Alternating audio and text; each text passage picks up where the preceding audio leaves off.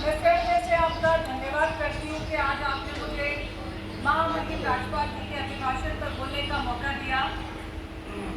जब महामहिम राज्यपाल महोदया सरकार का जो प्रतिबिंब होता है वो राज्यपाल महामहिम जी ने जो भाषण पढ़ा वो सरकार के प्रतिबंध को बताता है, जिसमें ये पता चलता है कि सरकार का क्या उद्देश्य है, सरकार क्या कार्य कर रही है और किस तरीके से प्रदेश को आगे ले जाने का काम करेगी। और आज उस अभिभाषण में मैंने देखा और ये सब महसूस किया, अफसोस होता है इस बात को कहते हुए कि शायद सरकार कहीं ना कहीं सिर्फ नौकरशाहों के चश्मों से आप लोगों को देखकर अपनी दबाने का काम कर रही है।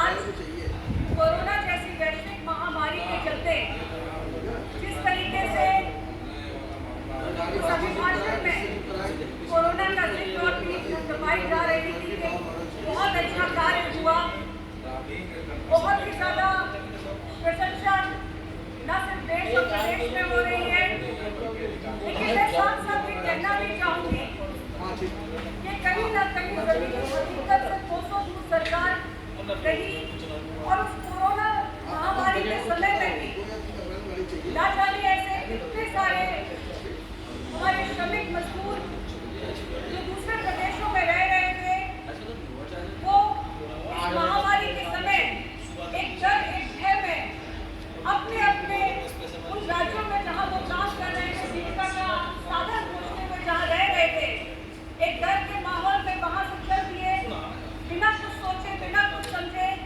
और जो ये लॉकडाउन अचानक से लगाया गया, इसके चलते सभी चीजों को बंद कर दिया गया, चाहे वो रेलगाड़ी थी चाहे वो बस थी, और आने जाने में जो असुविधाएं हुई उन बच्चों को जिन माओं ने अपने कंधों पर लाद कर दिन और रात चलते हुए अपने अपने घरों की तरफ आगे बढ़ने का काम किया, उन बच्चों ने जिन बच्चों को भूख और प्यास से बिलखता हुआ उनके माँ और बापों ने पिता ने देखा, उनके ऊपर क्या गुजरी, जिन लोगों को कोरोना काल में हमारे अपने लोगों को जिन्होंने खो दिया और जिनके क्रिया संस्कार में, जिनके दफन में, जिनका चेहरा तक देख पाने में जो लोग अक्सर असक्षम रहे, उनकी क्रिया को तय कर पाना बहुत ही मुश्किल है सरकार के लिए।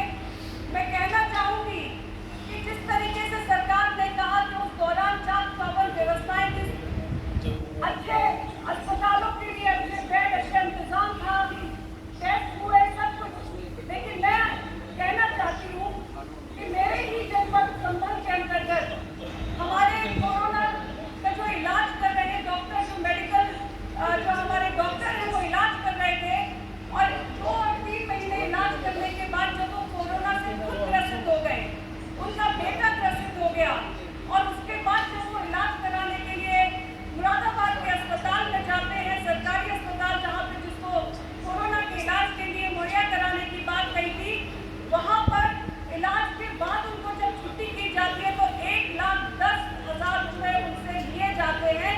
क्या यही व्यवस्था सरकार की है? क्या सरकार उनके प्रति संवेदनशीलता नहीं दिखा सकती थी? ऐसे तमाम उदाहरण हैं।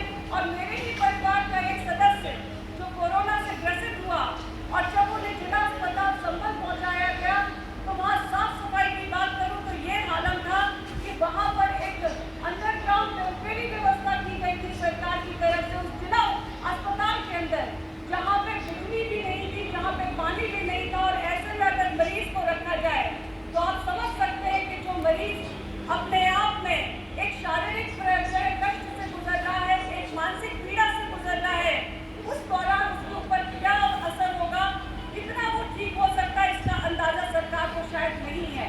मुझे कहने में कहीं पर भी ये गुरेज नहीं है कि जहाँ पर लोग जो है ये उम्मीद लगाए बैठे थे कि सरकार कहीं कुछ काम करे, क्योंकि वो ईश्वर ना करे कहीं किसी का कोई अपना खो जाए ऐसी बीमारियों में, और सरकारें फिर भी चश्मा लगा के आपने देख कर ये कहती है कि हमने व्यवस्थाएं अच्छी की।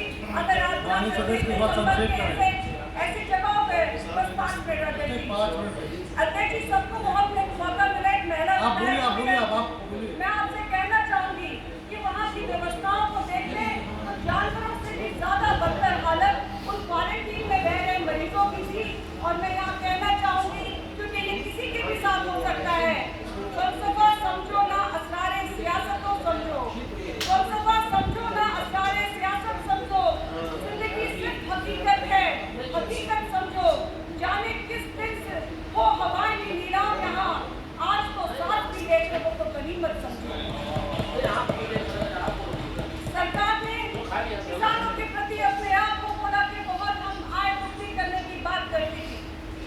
संक्षेप करें। किसानों को कहा कि किसान इस देश का दिल है, पर इस देश के दिल की अनदेखी करने का कृपया काम समाप्त अगर करें। किसी ने किया तो वो मौजूदा सरकार ने किया। आज किसानों को इस तरीके से संघर्ष नहीं करना पड़ता। अगर उनकी आय को दुगनी कर दिया जाता, उस तरह से संघर्ष के लिए सड़कों पर नहीं उतरना पड़ता, अगर उनकी फसलों का उचित मूल्य उन्हें मिल जाता, इस तरीके से उन्हें संघर्ष के लिए अपने परिवारों के साथ दिन और रात बॉर्डरों पर नहीं बैठना पड़ता, अगर कहीं पर उन किसानों को सम्मान मिल जाता, जिस सम्मान निधि की बात कर रहे हैं, सम्मान के लिए सम्मान निधि की बात की जा रही है। सम्मान को पैसों से आंका नहीं जा सकता। सम्मान बहुत बहुत धन्यवाद माननीय पिंकी जी। बहुत बहुत धन्यवाद। बहुत बहुत धन्यवाद। बहुत बहुत धन्यवाद। समाप्त करें। श्रीमती अनीता कमल जी। आपको मैं कहना चाहती हूँ कि नौजवानों के लिए भी संघर्ष सरकार जो है कहीं पर श्रीमती अनीता कमल जी। आखिरी में बस मैं आपसे एक बात कहती हूँ। श्री उपेंद्र पासवान जी।